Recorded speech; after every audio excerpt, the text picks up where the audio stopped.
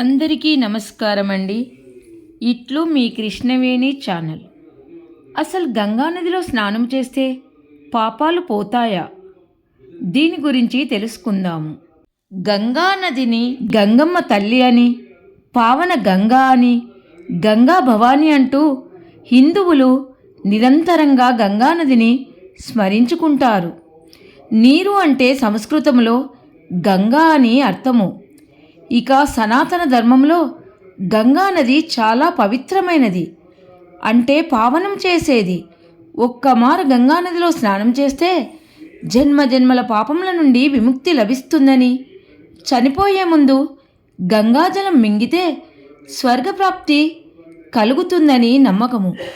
అంతేకాదు, మరణించిన తమ కుటుంబీకుల అస్థికలను గంగానదిలో నిమజ్జనం చేస్తే స్వర్గలోక ప్రాప్తి వస్తుందని కూడా చాలా విశ్వాసము. ఇక ఇంట్లో గంగానది జలాన్ని ఒక చిన్న పాత్రలో ఇంటిలో ఉంచుకోవడం శుభప్రదముగా భావిస్తారు. గంగానది తీరాన కుంభమేళ వంటి ఉత్సవాలు జరుగుతాయి. అసలు గంగానదిలో స్నానము చేస్తే పాపాలు పోతాయా అనే దానిని శివుడు పార్వతికి చెప్పిన ఒక చిన్న కథను మనము తెలుసుకుందాము. వీడియో ఎక్కడా స్కిప్ చేయకుండా చూడండి. పుణ్య నదులలో స్నానము చేస్తే పాపం పోతుందా? శివుడు పార్వతికి చెప్పిన ఒక కథ. ఒకసారి పార్వతీ పరమేశ్వరులు భూమిపైకి వచ్చి అన్ని పవిత్రమైన ప్రదేశాలలో తిరుగుచూ ఉన్నారు. వారు చాలా పవిత్ర ప్రదేశాలను తిరుగుతూ గంగానది దగ్గరికి వచ్చారు.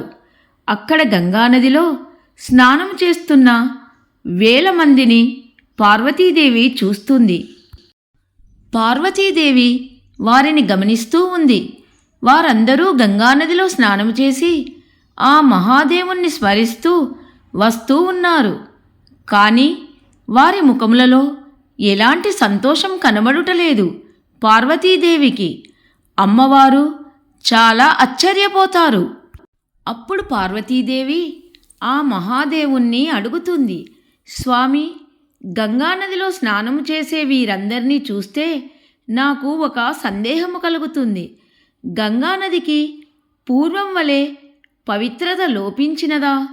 గంగలో స్నానము చేస్తే పాపాలు తొలగుతాయని అందరూ నమ్ముతారు కదా. ఎందుకంటే అందరూ గంగా స్నానము చేస్తున్నారు, కానీ వారి ముఖాలలో ఏమాత్రం సంతోషం కనబడటం లేదు. ఎందుకు స్వామి అని అడుగుతుంది పార్వతి. అప్పుడు ఆ మహాదేవుడు, ఓ పార్వతీదేవి, నీకు ఈ సందేహం ఎందుకు కలిగినది? గంగాదేవి ఎప్పటి వలె స్వచ్ఛంగా పవిత్రముగా ఉన్నది అని మహాశివుడు అలా అనగానే పార్వతీదేవికి ఆశ్చర్యం కలుగుతుంది. ఏమిటి స్వామి మీరు అనేది? నేను చూస్తుండగానే అందరూ గంగలో స్నానం చేసి వస్తున్నారు. మీరు కూడా చూశారు కదా, ఇది ఎలా సాధ్యము? వారు ఇప్పుడే గంగలో స్నానం చేసి పైకి వచ్చారు. కనీసం బట్టలు కూడా తడిగానే ఉన్నాయి అనగానే పరమేశ్వరుడు, దేవి, వీరందరూ నిజానికి స్నానం చేయడం లేదు, నీటిలో మునిగి పైకి వస్తున్నారు అంతే. దీని గురించి నీకు తర్వాత చెబుతాను అంటాడు శివుడు. తర్వాత అక్కడి నుండి పార్వతీ పరమేశ్వర్లు వెళ్ళిపోతారు. పార్వతీ పరమేశ్వర్లు అక్కడి నుండి వెళ్ళిపోగానే అక్కడంతా ఉరుములతో మెరుపులతో చాలా పెద్ద వర్షం పడుతుంది. అక్కడంతా బురదగా మారిపోతుంది. ఎక్కడ చూసినా బురదే. అన్ని దారులు మూసుకొని పోయాయి. అన్ని దారులు బురదతో నిండిపోయాయి. తర్వాత రోజు పార్వతీ పరమేశ్వరులు మారువేషంతో మళ్ళీ గంగానది ప్రాంతానికి వచ్చారు. వృద్ధుల రూపంలో వస్తారు. వృద్ధుని రూపంలో ఉన్న మహాశివుడు ఆ బురదలో నడుచుకుంటూ ఒక గుంతలో పడిపోయాడు. ఆ శివుడు గుంటలో నుండి బయటకు రావడానికి చాలా ప్రయత్నం చేశాడు, కానీ ఆ గుంటలో నుండి పైకి రాలేకపోయాడు. అప్పుడు మహాదేవుడు మారువేషంలో ఉన్న పార్వతీదేవితో అంటాడు, పార్వతీ, నేను ఈ గుంటలో నుండి పైకి రాలేకపోతున్నాను. కాబట్టి నన్ను ఈ గుంటలో నుండి బయటకి తీయడానికి ఎవరినైనా సహాయం అడుగు. నా భర్త చాలా వృద్ధుడు. అతడు గుంతలో పడి బయటకు రాలేకపోతున్నాడు. మీరెవరైనా పుణ్యాత్ములు ఉంటే సహాయం చేయమని, కాపాడుమని అడుగు అని పరమేశ్వరుడు పార్వతితో అంటాడు. పరమేశ్వరుడు, దేవి, ఇంకొక షరతు, నన్ను కాపాడాలి అంటే పుణ్యాత్ములై ఉండాలి. జీవితంలో ఏ పాపం చేసి ఉండకూడదు. ఒకవేళ వారు పాపం చేసినట్లయితే నన్ను తాకగానే వారు భస్మమైపోతారు అని అంటారు. అలా మహాశివుడు అనగానే పార్వతీదేవి ఒక సాధారణమైన స్త్రీగా మారి ముసలి రూపంలో ఉన్న ఆ మహాశివుని దగ్గర కూర్చుంటుంది. అలా కూర్చొని, నా భర్తను ఎవరైనా కాపాడండి, నాకు సహాయం చేయండి అని బిగ్గరగా గట్టిగా అరుస్తుంది. అక్కడ ప్రక్కనే గంగానది ఉంది. కాబట్టి గంగానదిలో స్నానం చేసిన వారందరూ ఆ త్రోవ నుండే వెళ్ళుతున్నారు. పార్వతీదేవి గట్టిగా అరవడం వలన అందరూ వింటున్నారు. కానీ కాపాడడానికి మాత్రం ఎవ్వరూ శివుని దగ్గరికి రావడం లేదు.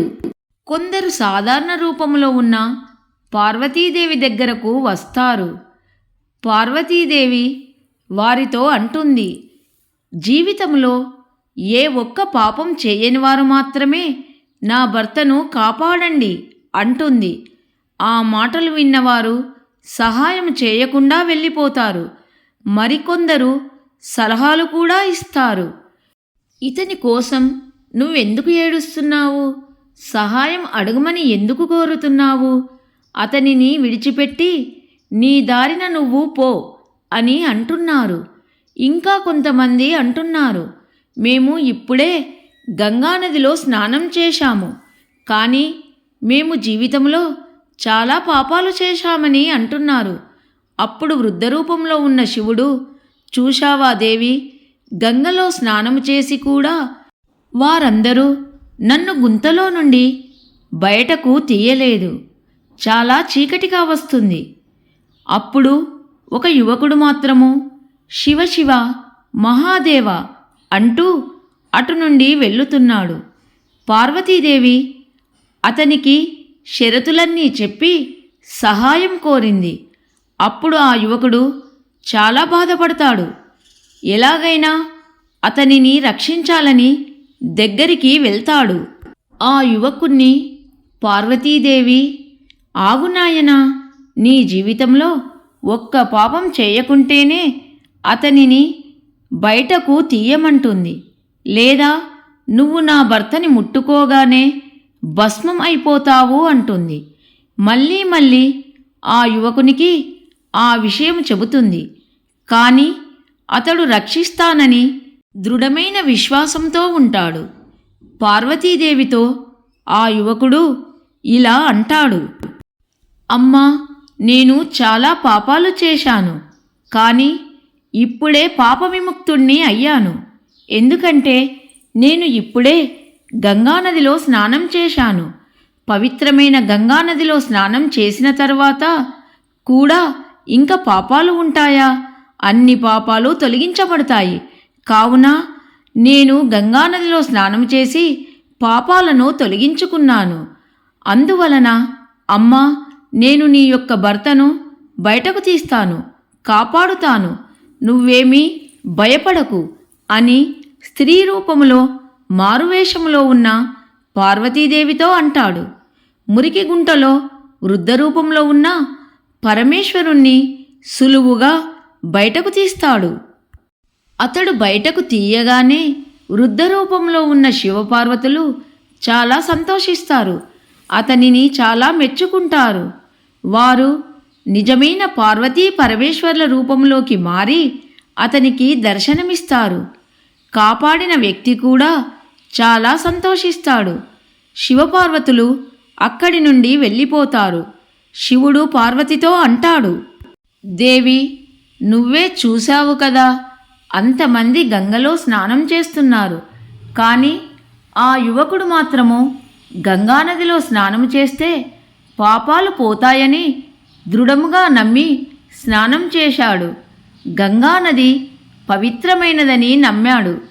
కానీ నదిలో అందరూ స్నానం చేస్తున్నారు. కానీ కేవలం కొందరు గంగానదిలో స్నానం చేసి శరీరాన్ని మాత్రమే శుభ్రం చేసుకుంటున్నారు. ఏదో నదిలో స్నానం చేశామంటే చేశాము అని మొక్కుబడిగా చేస్తున్నారు. అంతే, వారు నదిలో శ్రద్ధతో స్నానం చేయడం లేదు. అంత పవిత్రమైన నదిలో విశ్వాసంతో స్నానం చేయడం లేదు. కాబట్టి వారికి నిజమైన నదిలో స్నానం చేసిన ఫలితము లభించదు. అలాగని వారు నదిలో స్నానం చేసిన ఫలితము వ్యర్థమైనదని కాదు. కానీ పూర్తి విశ్వాసంతో నదిలో స్నానం చేస్తే మనకు సంపూర్ణమైన ఫలితం వస్తుంది. నదులన్నీ ఎప్పుడైనా పవిత్రంగానే ఉంటాయి.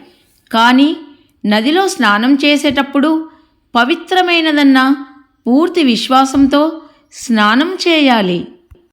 అప్పుడే పూర్తి ఫలితం లభిస్తుందని పార్వతీదేవితో శివుడు చెప్తాడు. ఈ వీడియో నచ్చితే తప్పనిసరి ఒక లైక్ చేయండి. అందరికీ ధన్యవాదములు.